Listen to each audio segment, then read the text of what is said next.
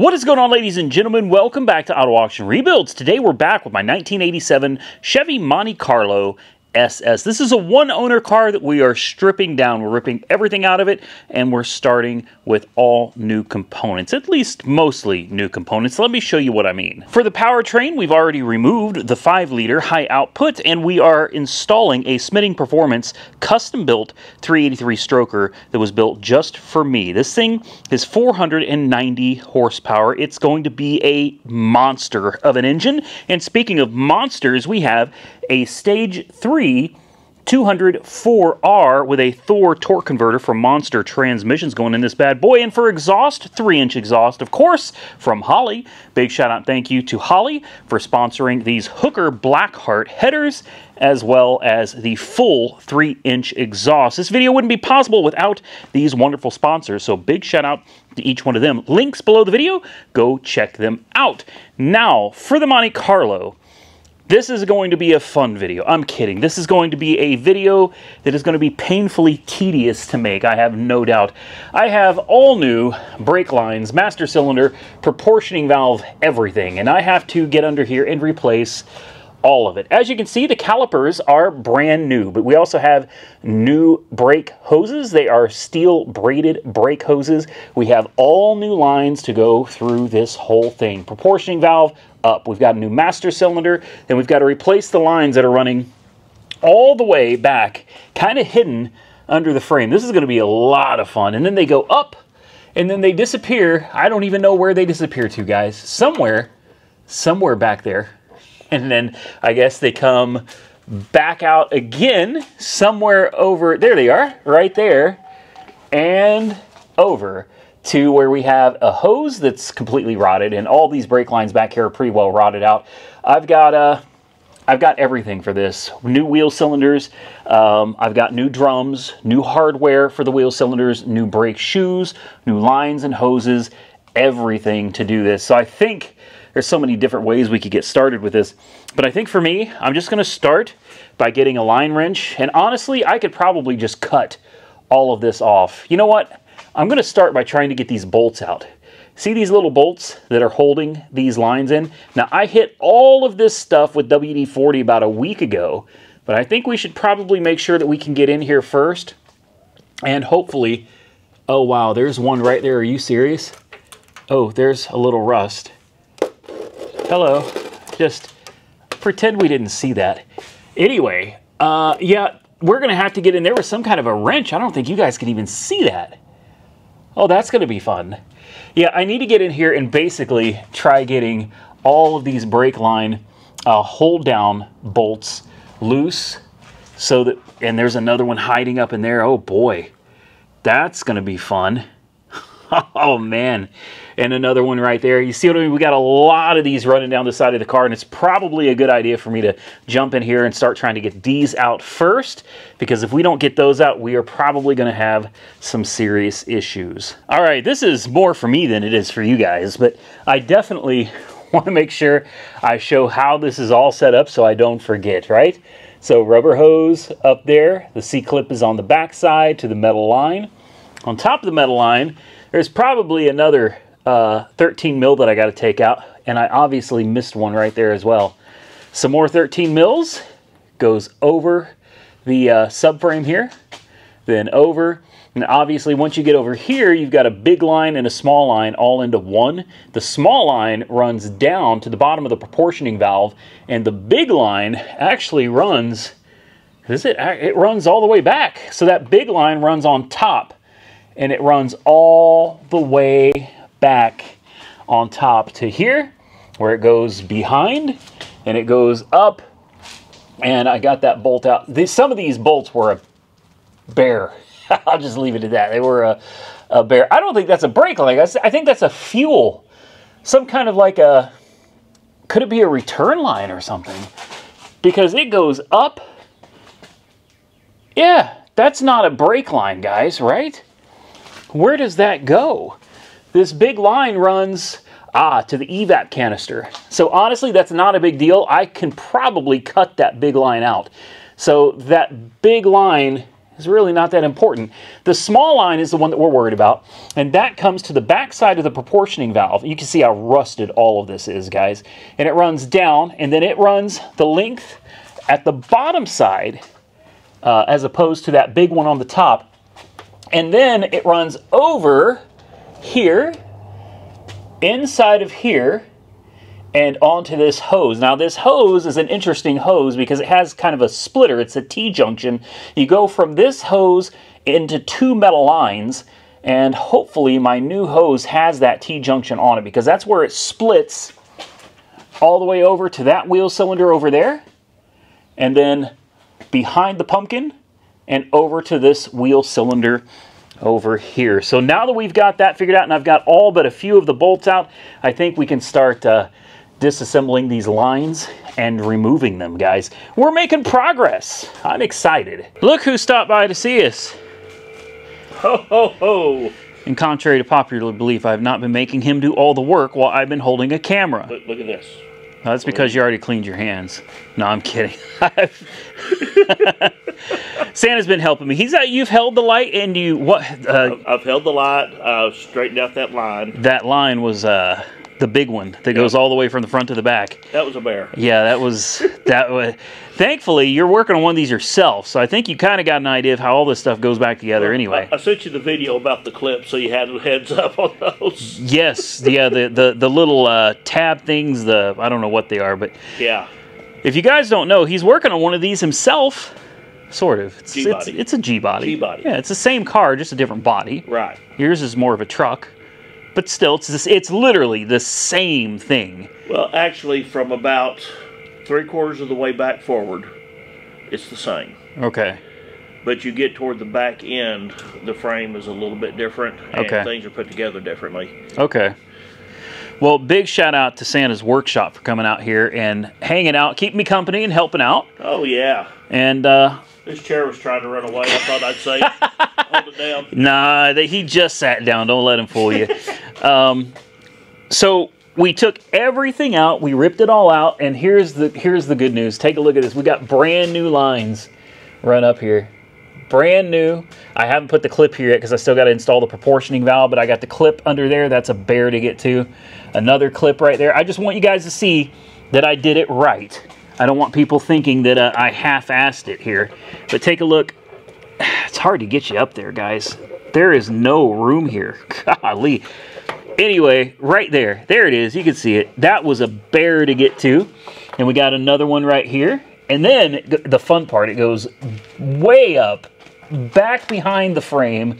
And then it comes out of the frame where there's yet another clip right where my light is. Right there. It's installed. We've got it run through the hole. We have the braided steel brake line running back here. And that that's really nice. That's a really nice line. And, well, all we got now is to run from that side over to the wheel cylinder. This side over to this wheel cylinder. And then the fronts are super easy. Oh, yeah. Like, there's nothing to the fronts. It's these back ones that are kind of a chore. And I'm not going to install them on the wheel cylinders yet because I have new wheel cylinders, I have new brake drums, shoes. We're going to tear all that stuff apart in another video. This is just getting all of the main stuff. Master cylinder, proportioning valve, lines, right? All of that fun stuff ran. All the easy stuff to get to. The easy stuff. Yeah, I got some new Bilsteins coming from this very soon. Look, this is blown. Look at this. Oh my! You can literally see through it. Those were over $300 for a set of Bilsteins for this. Ouch! Yeah, but it should ride great. These brake lines fit wonderfully so far. I mean, I'm really surprised at how well all of this came together. May have to tweak, like right here. I'll probably tweak this just a little bit, but I'm going to throw that proportioning valve on real quick because everything else goes to the proportioning valve. We'll come back when I get a little bit more done, and we'll see what you guys think of the finished product. All right, this is going to be a relatively short video. Oh, well, it was a fun video. Yeah, I had a good time. In fact, I had more fun not filming than I do when I have to film everything. Here are all of the lines that were ripped out of this thing. And I mean, they're just crusty, rusty. They're in bad, bad shape, guys. The old master cylinder, the old proportioning valve, look at that.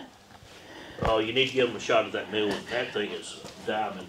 In here, take a look at this. New master cylinder, all new lines running all the way across. I haven't put the hoses on yet. I'm going to do that another day. I have to bleed this. And here's something if you guys don't know.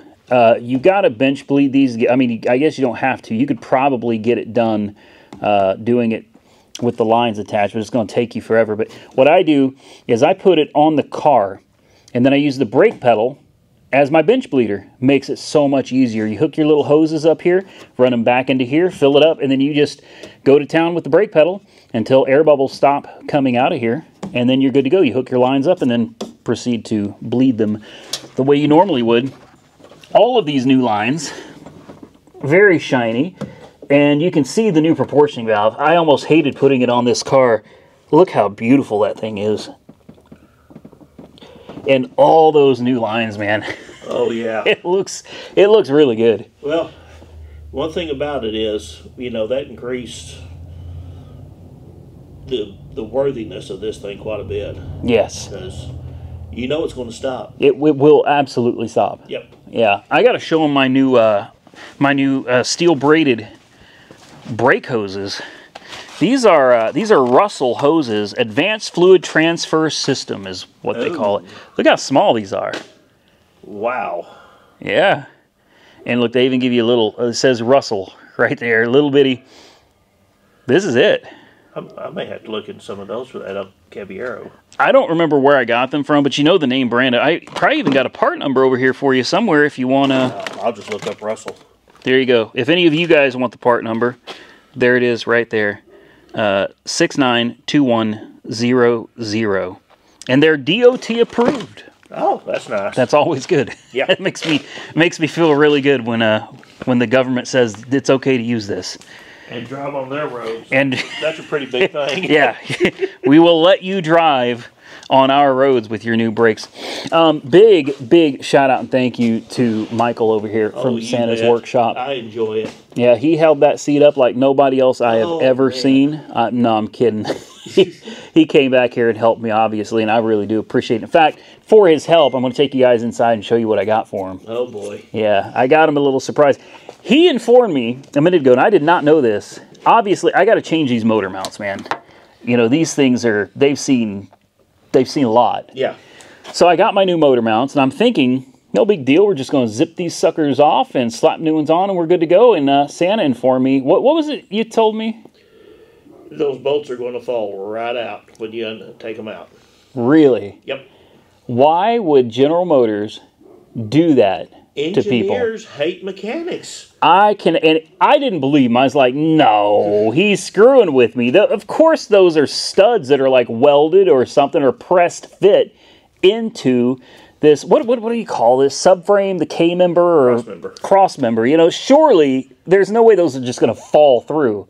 Yeah. I took a light and got up in there, and yeah, absolutely. Though as soon as you take those nuts off, bloop. Yep. They're gonna do a number 2. Bye-bye. Yeah. they're gonna drop a deuce right down, and then putting them back in with the control arms in, I imagine is next to impossible. Maybe with a magnet. Maybe you could hold them in with a magnet. Possibly. What you need to do is get those little star washers like they have on the... Yes. And when we get that, you know, of course the top two are going to be the easiest because you got this slot right here you can go through. Yeah. And hold it with a wrench. Yeah. But that bottom one, what I had to do, I just grabbed hold of the motor mount, pulled up, put tension on it. Yeah. And run it out. Well, you know what old Puddin's Fab Shop always says? What's that? If 2 won't hold it, 3 never would. The logic may not make sense at first. You really have to stew on it for a little bit, you know? I could see that, but there's certain things. Motor mounts, you know, two bolts is good. He says that all the time about wheels. Oh. You know, he's missing 2 lug nuts. He's like, well, if 3 won't hold it, 5 never would. Oh, my. Yeah, shout out to Puddin's Fab Shop. Well, again, shout out to Michael over here from Santa's Workshop. I'm going to put a link to you down below. So if you guys want to go check out his G-Body project, and I highly recommend you do, you can go over there and check out the El Caballero. I'm going to say it wrong too. What is the proper pronunciation? I have had so many people tell me so many different things. Caballero? Caballero or something. Nah, it's Caballero. That's what it is. We're from Oklahoma. Well, the thing about it is it's my car. It's Caballero. There you go. You can say it however the hell you want to. That's right. Yeah, I don't know, man.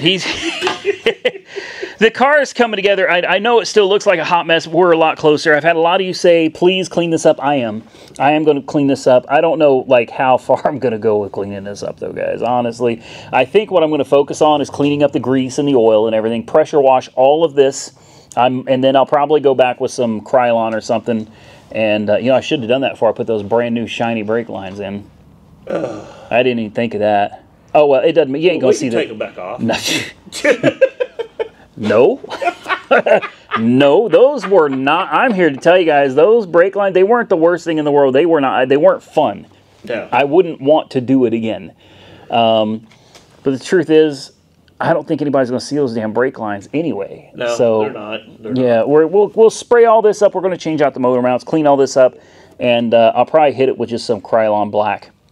Only this bottom section. I'm not going to mess with this because once you pressure wash all that, hopefully some of the color, maybe of the color will come back.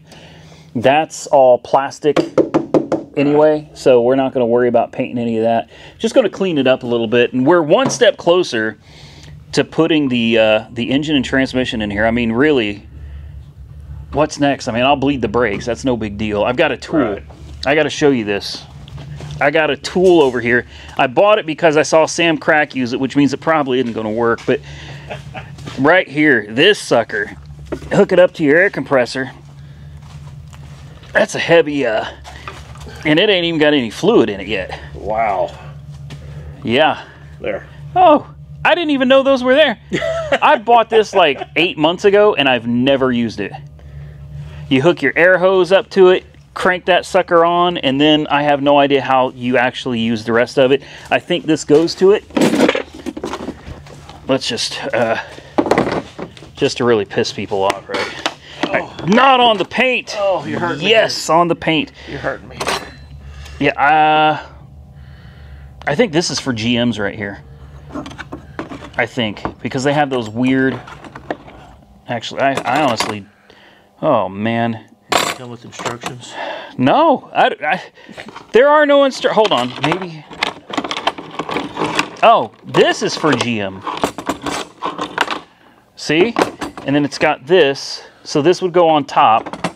So this goes on the master cylinder. Right, this goes on top of the master cylinder, this goes under, and then somehow you clamp it using these? Yeah. Right?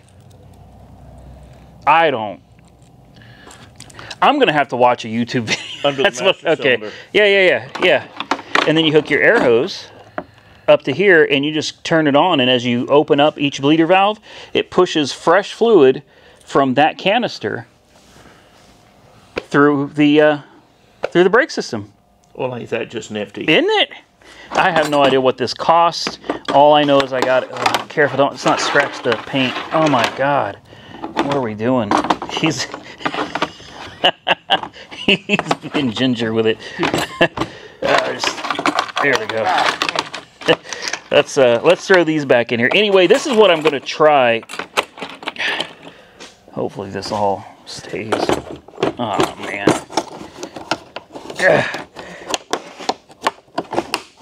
I was always taught if it doesn't go easily, force it. If at first you don't succeed, get a bigger hammer. See? There you go. All right, so bleeding this brake system is going to be super, I'm going to say it, easy. Oh. There won't be any problems. Oh. Nothing's going to go wrong. Ow.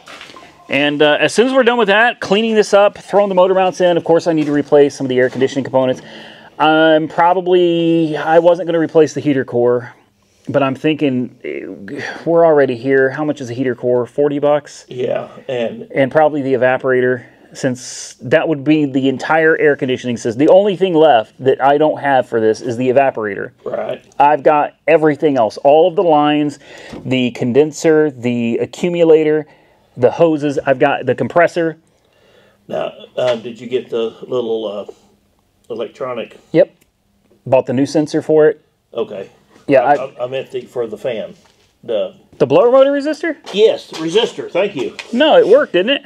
Yeah, but I mean, since we're going to be right here, and those don't cost hardly nothing. Well, it just unplugs from the top. Yep. Well, there ain't nothing left of that. That's disintegrated. Oh boy. Might leave that alone. Honestly. There's not even a bolt left over here anymore. It's rusted. Probably gonna leave that alone. And look how corroded this is. Oh, this is stuff's gonna break. I have got a hunch things are gonna break when we start messing with this. Yeah. Anyway, I'll probably go ahead and do the heater core and the evaporator.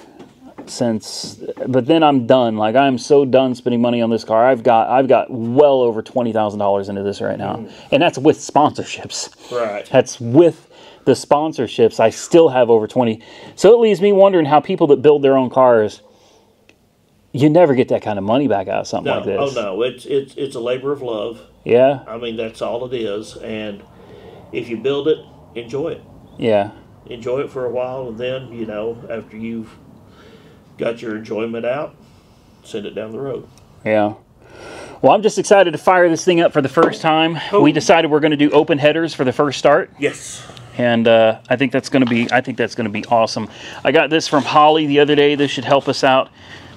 You know, I didn't get my Holly air cleaner though. I was really hoping to get that. Oh. So we have an Edelbrock for now, which I think Holly owns Edelbrock anyway.